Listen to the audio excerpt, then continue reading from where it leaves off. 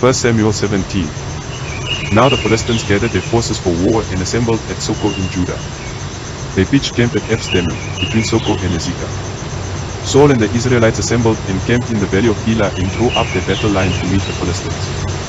The Philistines occupied one hill and the Israelites another, with the valley between them. A champion named Goliath, who was from Gath, came out of the Philistine camp. His height was 6 cubits and a span. He had a bronze helmet on his head and wore a coat of scale armor of bronze weighing 5,000 shekels. On his legs he wore bronze greaves, and a bronze javelin was slung on his back. His spear shaft was like a weaver's rod, and its iron point weighed 600 shekels. His shield bearer went ahead of him. Goliath stood and shouted to the ranks of Israel, "Why do you come out and line up for battle? Am I not a Philistine, and are you not the servants of Saul? Choose a man and have him come down to me. If he is able to fight and kill me, we will become your subjects, but if I overcome him and kill him, you will become our subjects and serve us." Then the Philistines said, "This day I defy the armies of Israel. Give me a man and let us fight each other." On hearing the Philistines' words, Saul and all the Israelites were dismayed and terrified. Now David was the son of an Ephrathite named Jesse, who was from Bethlehem in Judah. Jesse had 8 sons, and in Saul's time he was very old. Jesse's 3 oldest sons had followed Saul to the war. The firstborn was Eliab, the second Abinadab, and the third Shammah. David was the youngest. The 3 oldest followed Saul, but David went back and forth from Saul to tend his father's sheep at Bethlehem. For 40 days the Philistine came forward every morning and evening and took his stand. Now Jesse said to his son David, "Take this ephah of roasted grain and these 10 loaves of bread for your brothers and hurry to their camp. Take along these 10 cheeses to the commander of their unit. See how your brothers are and bring back some assurance from them. They are with Saul and all the men of Israel in the valley of Elah, fighting against the Philistines." Early in the morning David left the flock in the care of a shepherd, loaded up and set out, as Jesse had directed. He reached the camp as the army was going out to its battle positions, shouting the war cry. Israel and the Philistines were drawing up their lines facing each other. David left his things with the keeper of supplies, ran to the battle lines and asked his brothers how they were.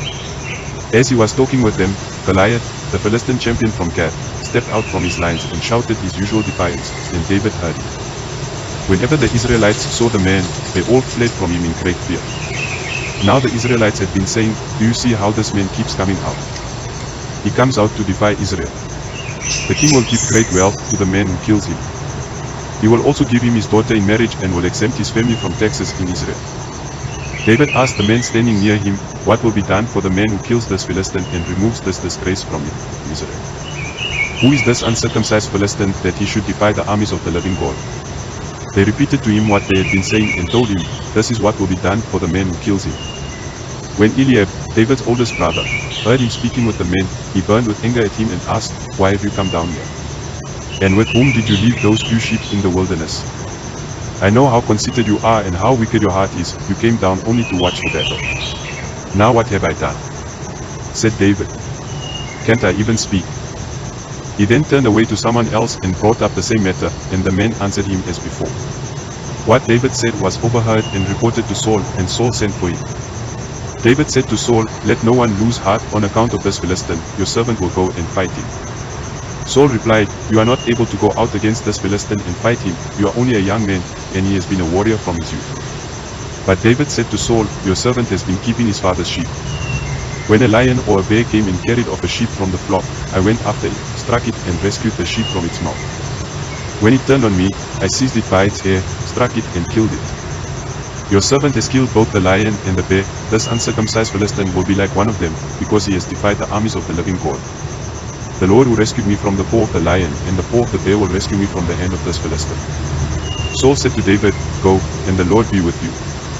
Then Saul dressed David in his own tunic. He put a coat of armor on him and a bronze helmet on his head. David fastened on his sword over the tunic and tried walking around, because he was not used to them. "I cannot go in these," he said to Saul, "because I am not used to them." So he took them off. Then he took his staff in his hand, chose 5 smooth stones from the stream, put them in the pouch of his shepherd's bag and, with his sling in his hand, approached the Philistine. Meanwhile, the Philistine, with his shield bearer in front of him, kept coming closer to David. He looked David over and saw that he was little more than a boy, glowing with health and handsome, and he despised him. He said to David, "Am I a dog, that you come at me with sticks?" And the Philistine cursed David by his gods. "Come here," he said, "and I'll give your flesh to the birds and the wild animals." David said to the Philistine, "You come against me with sword and spear and javelin, but I come against you in the name of the Lord Almighty, the God of the armies of Israel, whom you have defied. This day the Lord will deliver you into my hands, and I'll strike you down and cut off your head. This very day I will give the carcasses of the Philistine army to the birds and the wild animals, and the whole world will know that there is a God in Israel.